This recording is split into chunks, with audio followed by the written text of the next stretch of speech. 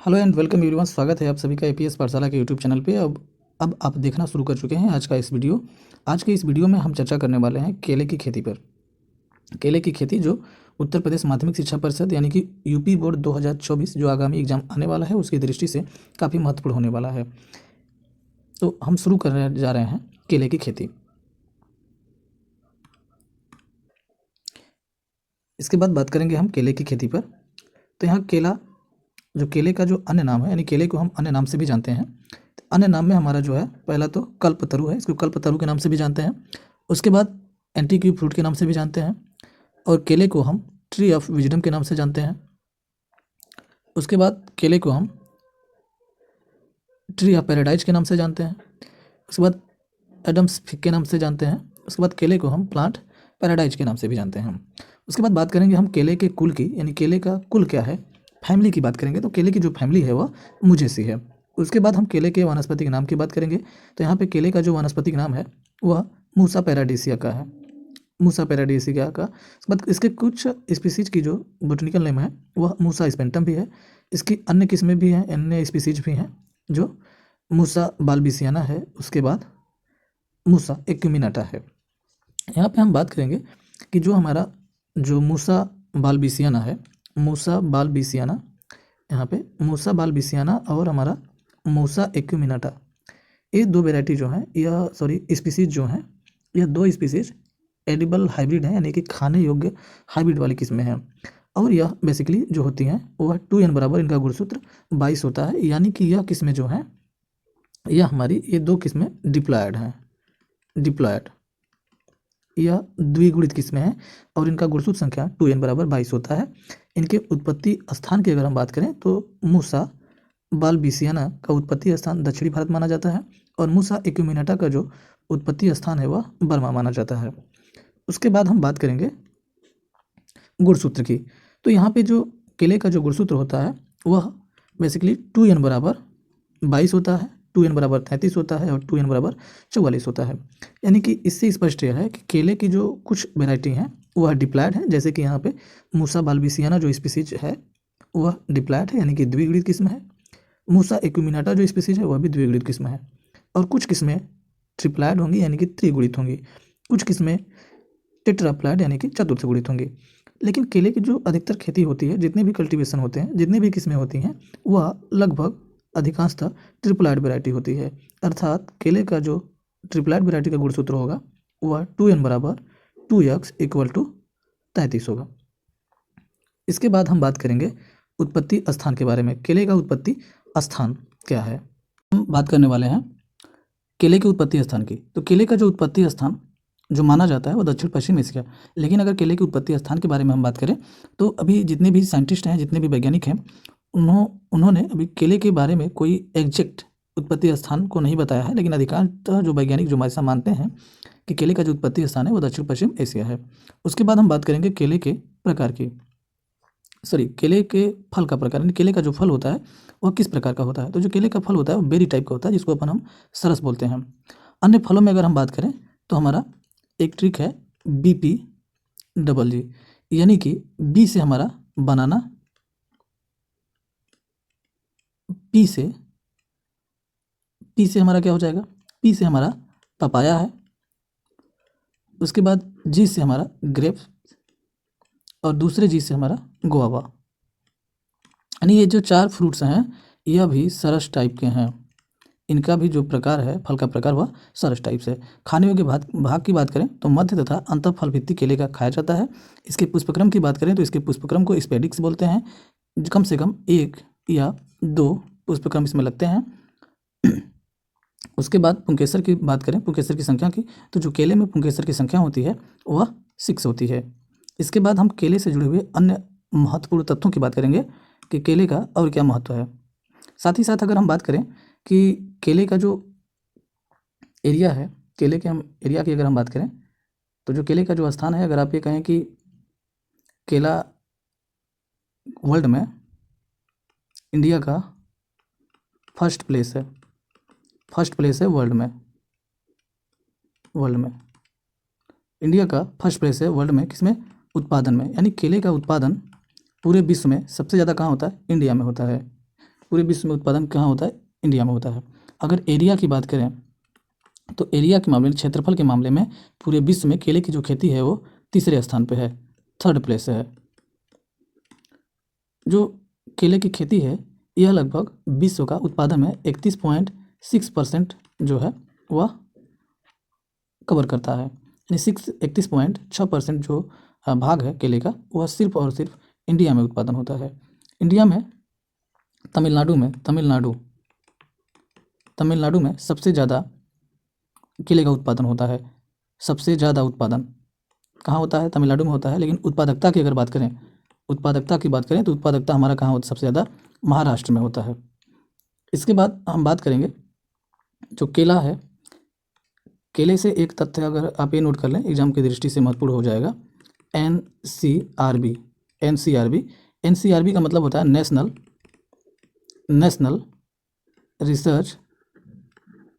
National research centre for बनाना। हमारा कहाँ है? तिरुचिरापल्ली में, तिरुचिरापल्ली तमिलनाडु में। तो हमारा NCRB national research centre for बनाना कहाँ पे है? तिरुचिरापल्ली तमिलनाडु में है। ये तथ्य आप याद रख लीजिए। दूसरा अगर पॉइंट की बात करें तो जो हमारा बनाना है यह सूटेबल है इंटरक्रॉप के लिए। इंटरक्रॉप के लिए सूटेबल है किसमें? आर्चर्ड में। उसके बाद केला जो हमारा है इंटरक्रॉप के रूप में इसको हम उपयोग में लाते हैं। इसकी खेती इंटरक्रॉप के रूप में भी करते हैं बगीचे में। उसके बाद हम बात करें तो जो हमारा बनाना है, बनाना हमारा कैल्सीफ्यूज क्रॉप है। कैल्सीफ्यूज क्रॉप है, यानी कि यह कैलोरी का स्रोत है। कैलोरी के स्रोत की बात करें तो बनाना में वैरायटी के ऊपर यह डिफर करता है डाटा। यह 67 से 137 किलो जो कैलोरी है और पाया जाता है 100 ग्राम में। साथ ही साथ अगर हम ये बात करें, अगर कैलोरी की ही बात करें तो केले में जो कैलोरी होता है यहाँ पे अगर 1.7 calorie equal to 1 gram pulp, यानी केले के 1 ग्राम पल्प में 1.7 कैलोरी उपलब्ध होता है।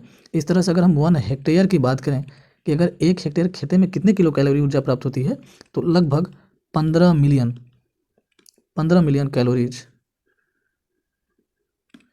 सॉरी, यहाँ पे हेक्टेयर नहीं है, यह एकड़ में है, यानी कि 1 एकड़ में 15 मिलियन कैलोरी हमें प्राप्त होती है केले की खेती से। उसके बाद अगर आप ये समझें तो जो बनाना हमारा है, बनाना यानी कि केला जो मेनली 2 थिंग्स का इंग्रेडिएंट है, यानी एक तो वाटर है, दूसरा कार्बोहाइड्रेट। यानी केले में सिर्फ 2 ही इंग्रेडिएंट होते हैं, समझिए, एक तो वाटर और दूसरा कार्बोहाइड्रेट। वाटर का जो केले में परसेंटेज होता है 61 से 76% हमारा वाटर होता है। उसके बाद इसमें फल के कंटेंट की बात करें, फ्रूट कंटेंट की अगर हम बात करें, फल के कंटेंट की बात करें तो 61 से 78% हमारा फल कंटेंट होता है। उसके बाद मॉइस्चर की बात करें केले में तो 20 से 25% हमारा इसमें मॉइस्चर होता है। केले के अन्य उपयोग की अगर हम बात करें, इसमें केले के अन्य उपयोग की बात करें तो केले का जो बेसिकली उपयोग होता है, एक तो आप समझ गए न्यूट्रिशनल पर्पज से होता है, यानी अपने पोषक वैल्यू के कारण केले का उपयोग हम करते हैं। इसमें क्या पोषक वैल्यू है वो हम चर्चा कर रहे हैं हम। उसके बाद इसमें हम शर्करा की बात करें, शर्करा अगर पके केले में शर्करा की अगर हम बात करें, राइप बनाना में अगर हम बात करें शर्करा की तो यह 26% होता है। इसमें और हम रिड्यूसिंग शर्करा की बात करें, रिड्यूसिंग शर्करा की बात करें तो वह 4 से 11% होता है। नॉन रिड्यूसिंग शर्करा की अगर हम बात करें तो इसमें 6 से 16% तक होता है। उसके बाद जो हमारा केला होता है, केले का अगर एक न्यूट्रिशनल प्रॉपर्टीज़ की अगर हम बात करें तो केला जो सबसे ज़्यादा सोर्स होता है वह पोटेशियम का होता है। केला सबसे ज़्यादा जो रिच सोर्स होता है वह पोटेशियम का होता है। इसमें पोटेशियम 450 mg पाया जाता है, 450 mg। अगर अन्य बात करें केले के प्रोटीन की बात करें, अगर केले में प्रोटीन की बात करें तो इसमें जो प्रोटीन होता है 1.3% प्रोटीन होता है। अम्लता की बात करें, अगर अम्लता, तो केले में जो अम्लता होता है 4.1 से लेकर के 4.5% तक अम्लता होता है। उसके बाद सबसे मेन और ख़ास बात, अगर बहुत लोगों को लगता है कि भाई जो तीखा होता है उसी में विटामिन सी पाया जाता है, तो केले में भी एस्कॉर्बिक एसिड पाया जाता है। एस्कॉर्बिक एसिड जिसको हम विटामिन सी भी कहते हैं। विटामिन सी की अगर हम बात करें तो इसमें vitamin C 120 ppm vitamin C पाया जाता है। विटामिन सी की कमी से रोग कौन सा होता है?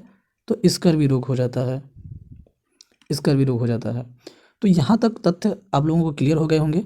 इसके न्यूट्रिशनल प्रॉपर्टीज की बात हम किए। उसके बाद अगर हम एक चर्चा यहीं पे और कर लें तो जो केला होता है इसका कुछ हम शारीरिक रूप से भी कुछ डिसऑर्डर विकार अगर हमारे शरीर में उत्पन्न होते हैं तो भी हम करते हैं। तो जैसे केला का उपयोग हम कांस्टिपेशन के लिए करते हैं, तो केला खाने से जो कांस्टिपेशन होता है वो दूर हो जाता है।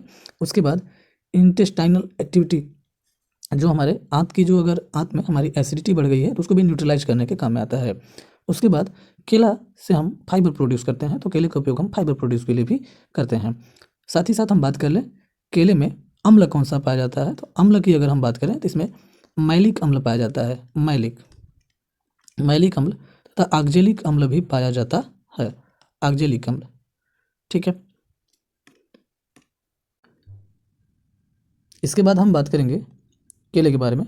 तो केला जो हमारा है एक बीजपत्री है, एक बीजपत्री, जिसको हम मोनोकाट बोलते हैं, उसके बाद अगला पॉइंट बात करें तो केला जो हमारा है वह डे न्यूट्रल प्लांट है। डे न्यूट्रल प्लांट, इसके पहले की खेती में या पहले के वीडियो में हम आप लोगों को बताया है कि डे न्यूट्रल, उसके बाद लॉन्ग डे प्लांट और शॉर्ट डे प्लांट क्या होता है। शॉर्ट डे प्लांट जिसको अल्प अवधि प्रकाश की आवश्यकता होती है, लेकिन यहाँ पे डे न्यूट्रल प्लांट केला है, यानी कि इसको प्रकाश कितना समय चाहिए या कितना समय नहीं चाहिए इसका कोई मैटर नहीं करता, यानी कि फोटो सेंसिटिव इनसेंसिटिव है इसमें, यानी प्रकाश की आवश्यकता नहीं है कि इसको 8 घंटे चाहिए कि 10 घंटे चाहिए या रात लंबी चाहिए या बड़ी छोटी चाहिए, ऐसा कुछ नहीं है। तो ये डे न्यूट्रल प्लांट है। उसके बाद हम बात करेंगे कि जो हमारा केला है वह क्लाइमेट्रिक फ्रूट होता है। क्लाइमेट्रिक, यह क्लाइमेट्रिक फ्रूट है। क्लाइमेट्रिक फ्रूट की बात करें, केला हमारा क्लाइमेट्रिक फ्रूट है। और क्लाइमेट्रिक में अन्य फ्रूट की अगर हम बात करें तो मैंगो है, उसके बाद बनाना, तो अब जान ही गए। उसके बाद ग्रेप्स है, उसके बाद एप्पल है, ठीक है। अब यहाँ पे आपको एक चीज़ें समझ में नहीं आई होंगी कि ये क्लाइमेट्रिक फ्रूट क्या होता है, क्लाइमेट्रिक फ्रूट क्या होते हैं। तो क्लाइमेट्रिक फ्रूट का मतलब समझिए कि जैसा क्लाइमेट्रिक फ्रूट वो होते हैं, यानी फ्रूट कैन बी राइप, यानी फ्रूट पकते भी हैं आफ्टर हार्वेस्टिंग, यानी कि तुड़ाई के बाद भी फल पकते हैं, तो वह क्लाइमेट्रिक फ्रूट होता है। तुड़ाई के बाद भी अगर फल पक रहे हैं तो क्लाइमेट्रिक फ्रूट होता है। इसके बाद हम बात करेंगे सॉइल की, यानी कि मिट्टी की। देखिए, केले की खेती लगभग सभी प्रकार की भूमि में की जा सकती है, लेकिन अगर आप बात करें अच्छे केले के उत्पादन की तो इसके लिए जो मिट्टी मानी जाती है वह सैंड लोम भी मानी जाती है, सैंड लोम या फिर लोमी सॉइल में भी इसकी खेती की जा सकती है। इसका जो पीएच रेंज होना चाहिए मिट्टी का वो 6 से 7.5 तक होना चाहिए। एक पॉइंट अब याद रख लीजिए, केला जो है वो सबसे अधिक पानी चाहने वाली फसल होती है, यानी केले में पानी की जो ज़रूरत होती है वो सबसे ज़्यादा होती है। साथ ही साथ कोई भी आप फसल की खेती कर रहे हैं तो जल निकास का उचित प्रबंध होना ही चाहिए। उसके बाद जलवायु की बात करें, जलवायु की अगर हम बात करें तो जो केला है हमारा ट्रॉपिकल क्लाइमेट की आवश्यकता होती है, यानी कि इसे यह उष्ण कटिबंधीय